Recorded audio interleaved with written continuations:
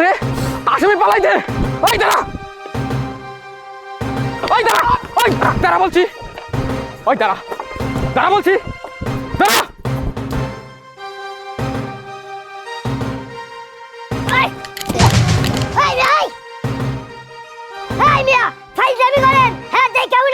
করতে পারি না, আমার একবার ধাক্কা মেরে ফেলাই দিয়েছেন।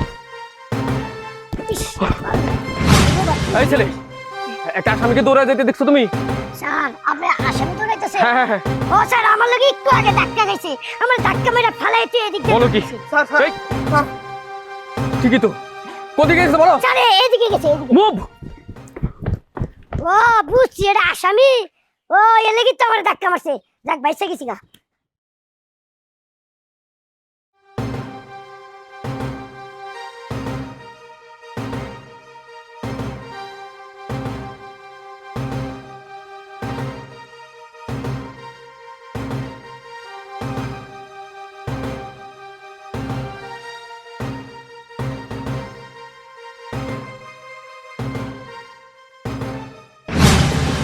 তুমি তো খুব বলেছিলে আমি খায়রুলকে ফাঁসাতে পারবো না, কিন্তু আমি তো খায়রুলকে ফাঁসিয়ে দিলাম।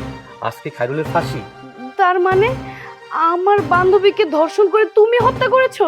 তার মানে তো খায়রুল নির্দোষ। না না, আমি এটা হতে দিব না। আমি থানায় যাব, থানায় গিয়ে আমি সব সত্য কথা বলে দিব। খায়রুলের ফাঁসি আমি হতে দিব না। চুপ! আর একটা কথা বললে তোকেও মেরে ফেলবো। সেই সুযোগটা হয়তোবা তুই আর পাবি না।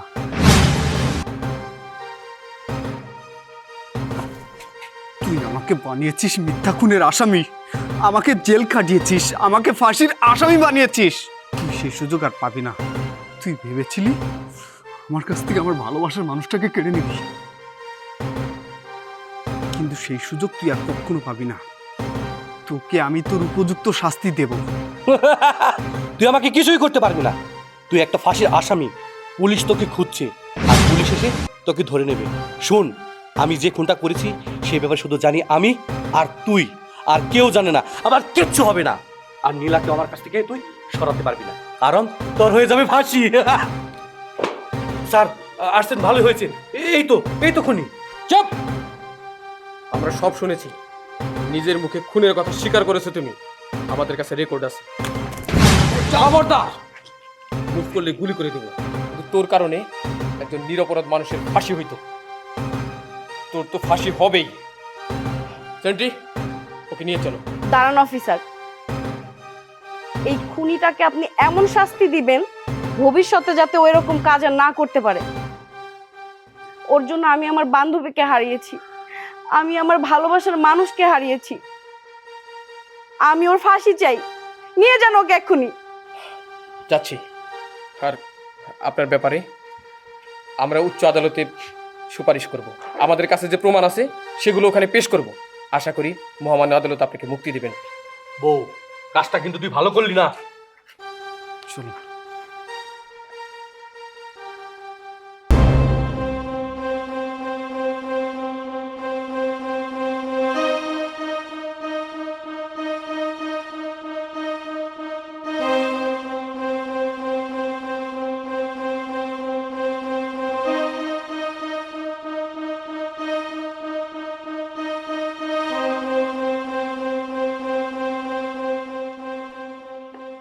স্যার, আমার বাবাকে একটু ডাকুন না।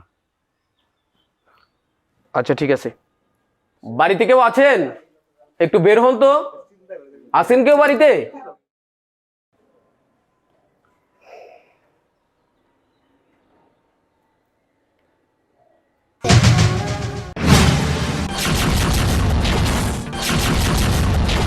কি ব্যাপার অফিসার, আপনারা ওনাকে এখানে নিয়ে আসছেন কেন? ওনার আজকে ফাঁসি হওয়ার কথা। আপনি ঠিকই শুনেছেন, আজকে রাত 12টা 1 মিনিটে ওর ফাঁসি কার্যকর হবে। আমরা ওর কাছে যখন ওর শেষ ইচ্ছা জানতে চাইলাম, সে বলল তার পরিবারের লোকদের সাথে দেখা করবে, কথা বলবে। তাই ওকে আপনাদের কাছে নিয়ে এসেছি। আমরা ওর সাথে দেখা করতে চাই না, ওকে এখনই এখান থেকে নিয়ে যান। বোন, তুই এসব কি বলছিস? আজকে আমার ফাঁসি হবে, আর আমার শেষ ইচ্ছা আমার পরিবারের সাথে একটু সময় কাটাবো। তুই এভাবে বলছিস? ঠিক আছে, তোর আমার সাথে কথা বলতে হবে না, একটু ভাইয়াকে ডাক না। ভাইয়া তোর সাথে কথা বলবে না, তুই এখনই এখান থেকে চলে যা। অফিসার ওনাকে নিয়ে যান। অফিসার কি হয়েছে?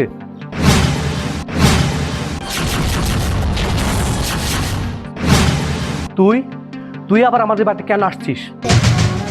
তোর না আজকে ফাঁসি হওয়ার কথা, আর কোন ফাঁসির আসামির মুখ আমরা দেখতে চাই না। অফিসার, এই আসামিটিকে নিয়ে যান। ভাইয়া তুমি এসব কি বলছো? আজকে আমার ফাঁসি, আর ফাঁসির আগে আমি তোমাদের সাথে একটু কথা বলবো না? চুপ! একটা ফাঁসির আসামির সাথে আমরা কোনো কথা বলতে চাই না, আর তোর ওই মুখে আমাকে ভাইয়া বলবি না। তুই একটা আসামি, আর কোনো আসামি আমার ভাই হতে পারে না। ঠিক আছে ভাইয়া, আমার সাথে তোমার কথা বলতে হবে না, দয়া করে শেষবার মতো বাবাকে একটু ডেকে দাও না, বাবার সাথে একটাবার একটু কথা বলে চলে যাব। না, বাবা তোর সাথে কথা বলবে না। অফিসার, এই আসামিটিকে নিয়ে যান। কি হয়েছে রে বাবা? এই যে দেখো। তুই তুই আমার বাড়িতে এক্ষণ আমার বাড়িতে বেরিয়ে যাবি, বেরিয়ে যা। তোর ওই চেহারা দিন আমি আর না দিই। অফিসার, ওকে এখান থেকে নিয়ে যান। একটা ফাঁসির আসামির চেহারা আমি দেখতে চাই না, নিয়ে যান। বাবা, আজকে আমার ফাঁসি বাবা, আর একটু সময় আছে আমার হাতে। আমার বোন নয় আমার সাথে কথা বলতে চায় না, আমি ফাঁসির আসামি। ও না হয় ছোট মানুষ, আমাকে বুঝতেছে না। আর আমার ভাই না হয় সম্পত্তির জন্য আমাকে অস্বীকার করছে, আমাকে বের করে দিচ্ছে। কিন্তু বাবা, তুমি তোমার বাবা, সেই ছোট্টবেলায় আমার মা মারা যায়, তুমি না আমাকে মানুষ করেছিলে বাবা। আমি কি ভেবেছিলাম জানো বাবা?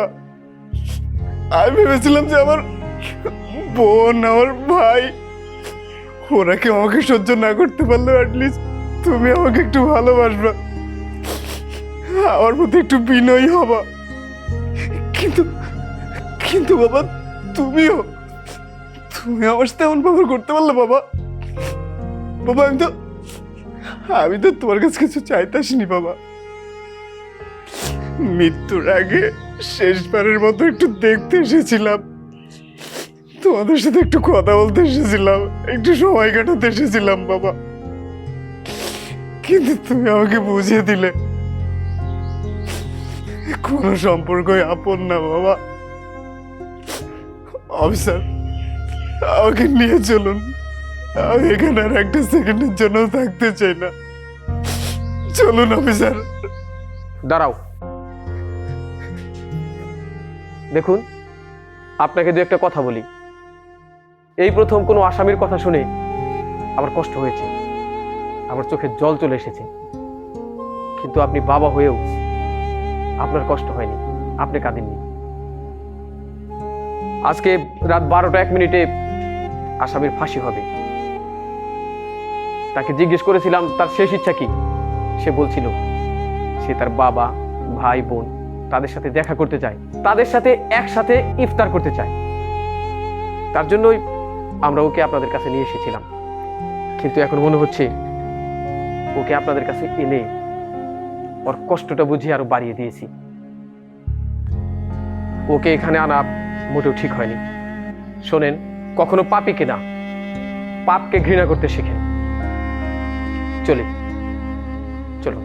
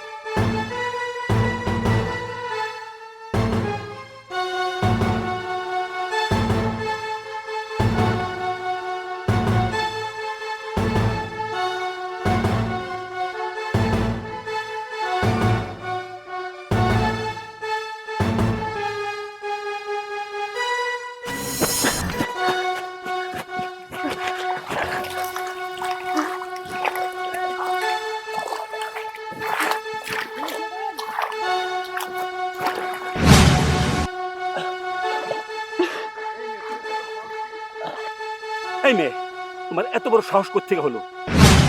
তুমি একটা পুলিশকে ধাক্কা মেরে নদীতে ফেলে দিছ, আবার কিনা কচুরি পানা দিয়ে ঢেকে রেখে গেছ। হ্যাঁ, পুলিশের সাথে এই ধরনের আচরণ করার শাস্তি কি থানায় নিয়ে 2 ঘা মারলেই বুঝতে পারি। স্যার, আপনি আমাকে মারেন, কাটেন, যা শাস্তি দেন আমি সব মাথা পেতে নেব, কিন্তু আমার একটা কথা রাখেন। আপনাকে শুনেন আমি কিসের জন্য এই সমস্ত কাজ করছি। স্যার প্লিজ আমার একটা কথা শুনেন। এই, তোর কথা কি শুনবো? হ্যাঁ, তুই যে আচরণ আমার সাথে করেছিস, তোর কথা শোনার মতো রুচি আমার নাই। স্যার, আমি বুঝতে পারতেছি এই মুহূর্তে আমার সাথে কথা বলার আপনার কোনো ইচ্ছা নাই, কিন্তু তারপরেও একটা কথা বলতেছি স্যার। লাস্ট একটা রিকোয়েস্ট আপনার প্রতি, আমার একটা কথা শুনেন স্যার। ঠিক আছে, তুই যখন এত করেই বলতেছিস তাহলে বল, তোর কথাই শুনি। তাহলে শুনেন স্যার। স্যার, স্যার আপনি কোথায় আছেন স্যার? স্যার আমাকে রক্ষা করেন, আমি অনেক বিপদে আছি স্যার। কিছু ছেলে পেলে আমাকে আক্রমণ করছে স্যার, আপনারা আসলে আমার অনেক ক্ষতি হয়ে যাবে স্যার। স্যার গো, আপনার হাতে ধরি পাও ধরি স্যার, আপনি আমাকে রক্ষা করুন স্যার। আমি অনেক বিপদে আছি স্যার। স্যার ওরা তা না হলে আমাকে মেরে ফেলবে স্যার, আপনি তাড়াতাড়ি আসেন স্যার। আপনি কোথায় আছেন? স্যার, স্যার আমি এখন মুন্নার ঘাটে আছি স্যার। ঠিক আছে, আমি এখনই আসতেছি। জি স্যার, জি। আচ্ছা ঠিক আছে। রাখ, হা হা করে হাসছিস। একটা কাজ যদি তোদের দিয়ে করানো যায়, ঠিক মতো অভিনয়টা করতে পারিস না। আচ্ছা যা হোক, পুলিশ নিশ্চয়ই আসবে তাই তো? হ্যাঁ হ্যাঁ, নিশ্চয়ই আসবে। শুধু আসতে দে। এই মুন্নার ঘাট ওর আজকে শেষ দিন হবে। ওর জন্য আমি কোনো কাজকর্ম করতে পারতেছি না। আমার সমস্ত অবৈধ ব্যবসাগুলি বন্ধ হওয়ার পথেই। আজকে ওর শেষ দিন। আজকে ওরে বুঝিয়ে দেব এই মাইনকার পেছনে লাগলে তার কত বড় ক্ষতি হয়। তার মানে ওই খারাপ লোকগুলো পুলিশকে মারার জন্য প্ল্যান করতেছে। আল্লাহ, যে করেই হোক এই পুলিশকে আমার বাঁচাতেই হইব। ওই লোকগুলো পৌঁছানোর আগে আমাকে ওই মুন্নার ঘাটে পৌঁছাইতে হইব। যাই, এক্ষুনি যাইতে হইব আমার। চল সবাই, আজকে হচ্ছে অপারেশন মুন্নার ঘাট।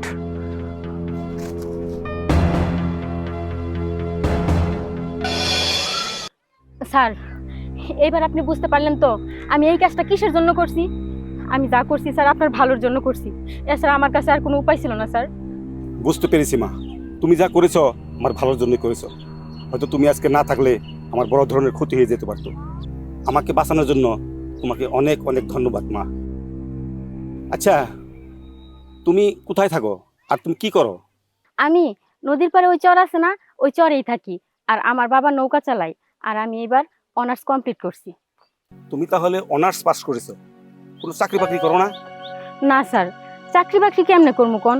এখন চাকরি বাকরি করতে হইলে তো মোটা অঙ্কের টাকা লাগে। আমার বাবা তো নৌকা চালায়, এত টাকা আমরা পাবো কই কোন? তুমি যে সাহসী মেয়ে, তোমার সাহসের প্রশংসা করি। আর তোমার মতো সাহসী মেয়ের আমাদের এই পুলিশ ডিপার্টমেন্টের খুব প্রয়োজন। তাই আমি আমার ঊর্ধ্বতন কর্মকর্তার কাছে তোমার জন্য সুপারিশ করব, তোমার যেন এই পুলিশ ডিপার্টমেন্টে একটা চাকরি হয়। কারণ তোমার মতো সাহসী মেয়ের এই পুলিশ ডিপার্টমেন্টে অনেক দরকার। স্যার, স্যার আপনি এটা কি কইলেন? আমার পুলিশের চাকরি হইব? স্যার, যদি আমার পুলিশের চাকরিটা হয় তাহলে আমাদের পরিবারের যা দুঃখ কষ্ট অভাব অনটন আছে সব কিছু দূর হয়ে যাব। আমরা 2 বেলা 2 মুঠো ভাত খাইতে পারবো স্যার। তুমি কোনো চিন্তা করো না, আমার সাধ্য অনুসারে আমি তোমার জন্য চেষ্টা করব যাতে তোমার পুলিশের চাকরিটা হয়ে যায়। আচ্ছা ঠিক আছে, সে না হয় হবে। স্যার একটা কথা বলি, আপনার শরীরটা তো পুরো ভিজা গেছে, আর আপনি এই অবস্থায় কি করে থানায় যাবেন? আমার বাড়িটা তো ওই কাছেই, আপনি আমার সাথে আমার বাড়িতে চলেন। ওইখানে গিয়ে আপনি একটু ফ্রেশ হয়ে একটু বিশ্রাম নিয়ে তারপর না হয় থানায় যাবেন। ঠিক আছে মা, চলো তাহলে। ঠিক আছে চলেন।